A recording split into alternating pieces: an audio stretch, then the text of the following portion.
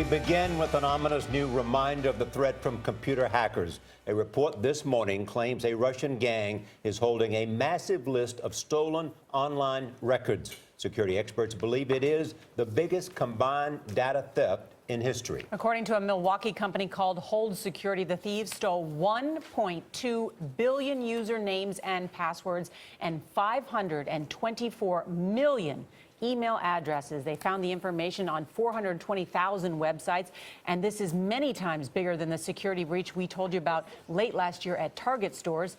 Tim Stevens, editor-at-large from our partner CNET, is with us. Tim, good morning. Good morning. This breach is so massive. How do I know if some of my emails or passwords have been stolen? Unfortunately, there's no way to know right now. We don't know which sites have been accessed. Again, 420,000 have been exposed, and that's pretty disconcerting. So right now, we don't know exactly which. But we should assume that they probably have. Assume that every password that you've got is no longer safe, and you should go through and change them all again. Because it's that massive. It is that massive. It's huge. Just to underline that, everybody should go and change their passwords. Absolutely. There will be a site set up in the future that will let you log in to see if your user accounts have been exposed and which sites have been exposed. But we don't know when that's going to be appearing, and in the interim, you certainly don't want that information hanging out there. So you certainly should go out there and, again, change every password you got. What's the reaction from the tech community? I mean, you have this Russian cyber gang able to haul in this much sensitive information.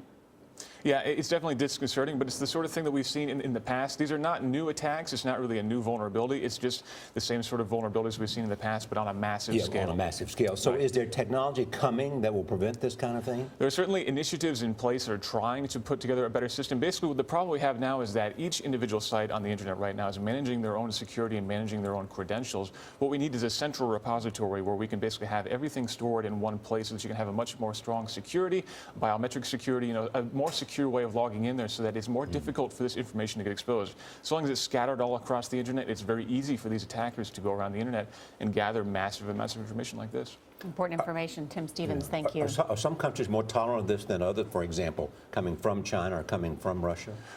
When you're crossing country lines like this, it's actually very difficult to track down these hackers and very difficult to put them in jail. If they were all domestic, it'd be very easy for U.S. government to track them down and put them in jail. But as we're talking about international crime syndicates, it gets to be very complicated.